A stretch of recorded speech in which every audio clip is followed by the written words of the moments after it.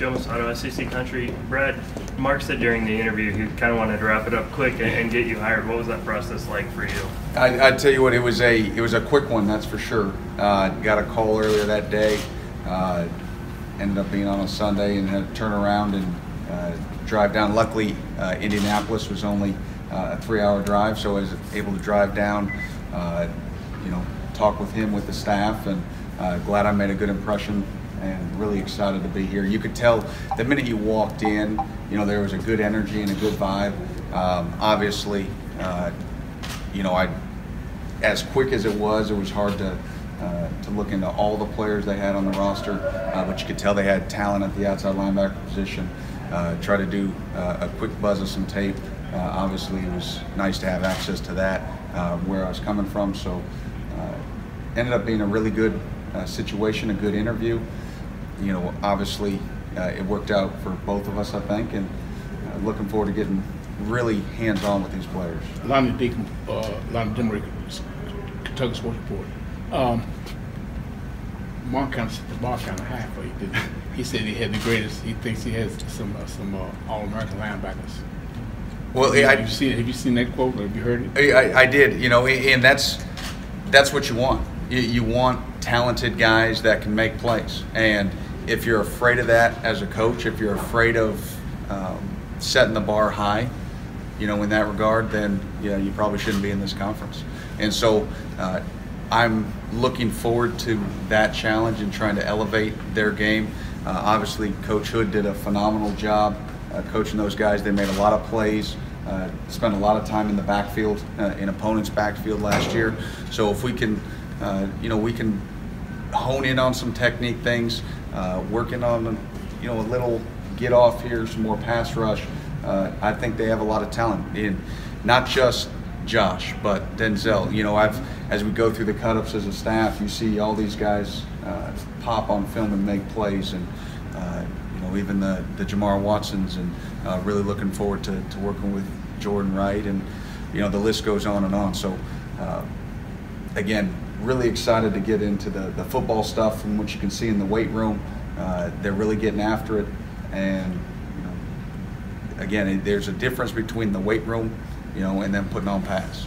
And so that's what spring ball's for. We'll start honing in on that technique this spring, and then once they get comfortable with that technique, hopefully it carries into fall camp. And then the biggest thing for a pass rusher or an edge setter, especially with a new coach, is just honing in on some of the nuances that I'm going to teach them. And it takes time. Sometimes there's sort of an uncomfortable stage, and you have to understand that as a coach, that, hey, it takes time. Let them get used to it. That's the beauty of spring ball. They'll have all those practices this spring, and they'll have all of fall camp. So when that first game hits and we kick off against Central Michigan, they'll feel comfortable and ready to execute those, in a game situation. Nick Roush, Kentucky Sports Radio. What's it like to go from playing for Coach Hood and working with him to kind of replacing him? See that, and I would never use the word replacing. That's Coach is a mentor of mine. I told him the minute I walked in, very much of what I do and how I approach coaching, I've taken from him. I've always had the utmost respect. So it's definitely a different deal in terms of being a colleague. I was a GA there at Wake when he was still there as a DC, and so you sort of move past that stage. And but I'm really looking forward to working with him. Obviously, he's a phenomenal family, he's a phenomenal coach, and you just turn on the tape and they've been coached. So that's another thing that excited me, is that I know I'm walking into a position group that are good guys, good players. They've been taught the right way. So now I can just sort of put my spin on it a little bit, and hopefully we can continue to elevate both their play, and then it helps elevate the whole play of the defense. So the transition should be pretty seamless then for those guys. Oh, absolutely. They'll know what to expect. My expectations will be very much in line with Coach Hood's expectations for him last year. John Hill with the Career Journal. Did you want to get back into college coaching eventually, or were you Did you think you were in the NFL for good? How did that all work out? Well, and that's a great question, and obviously that was when you talk about the interview process, that was a question that obviously came up, and for me, the big thing about coaching is coaching, and for me, it's about fit. It's about the right fit for my family. It's about the right fit for me as a coach, the program in general. And let's be honest, when you're coaching in the SEC, you're working with NFL caliber talent. And I'm looking forward to working with these guys. I'm looking forward to trying to help them get to the next level. And I think that's why you get into coaching. You get into coaching to watch progression. I very much enjoyed my time in Indy, and I think when you look at the numbers and you look at the player progression, I think we've progressed players there as well, and you saw progression through.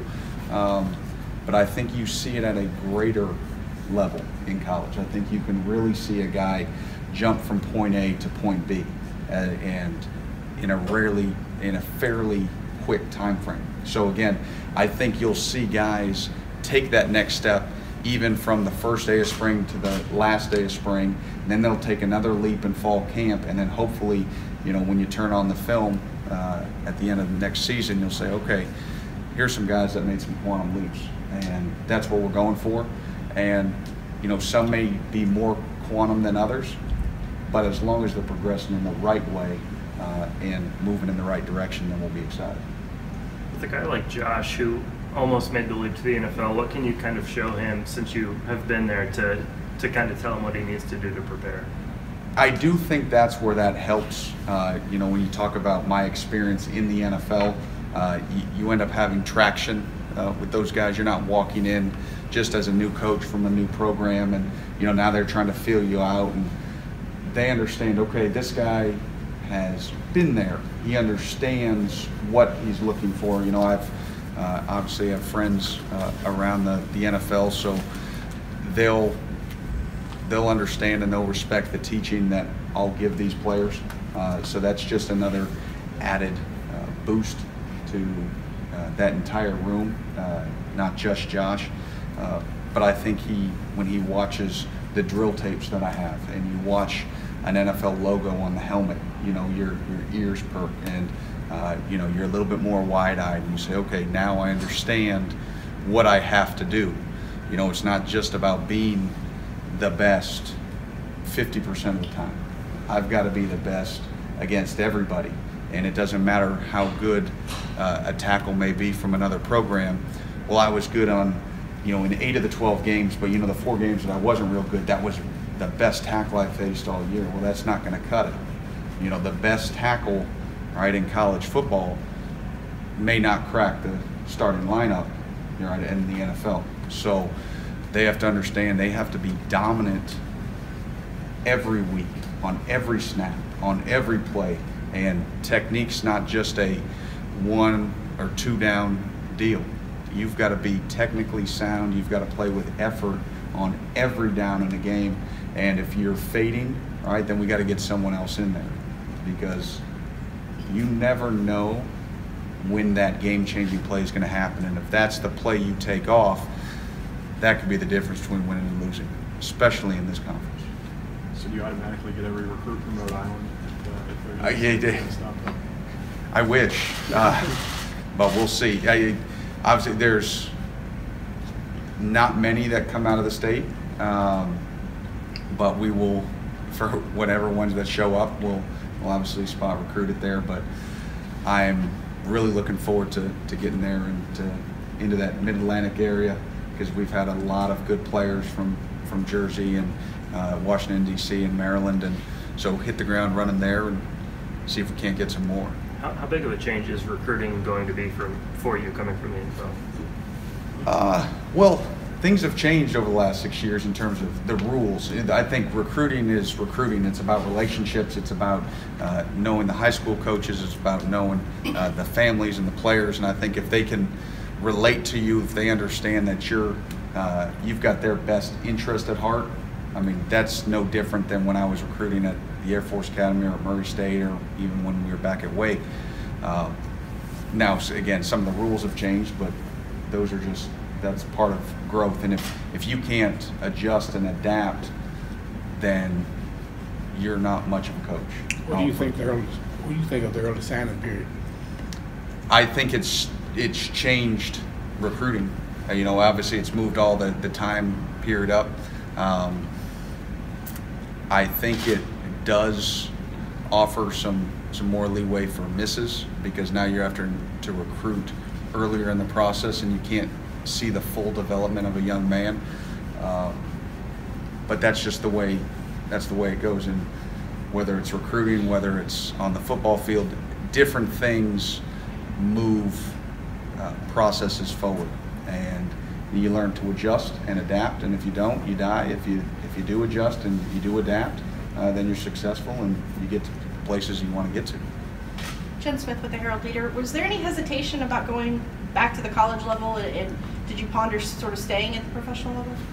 There were some possibilities to stay, and again, I think it goes back to the what I said before. It's all about fit for me, and it was about fit and family.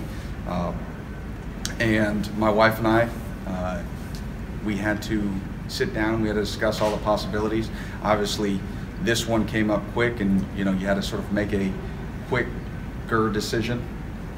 But I'm blessed to have a phenomenal wife that's really supportive in everything we do, and we do everything together in that sense. And I think we felt this was the best move for us. And again, it had nothing to do with NFL versus college, but this was an ascending program with a lot of talent there at the outside linebacker position. And again, that's just that. That's potential, and we saw the potential, but now I have to come in and do my job and help those guys fulfill their potential. And then hopefully, you can see those guys playing on Sunday down the line in the future.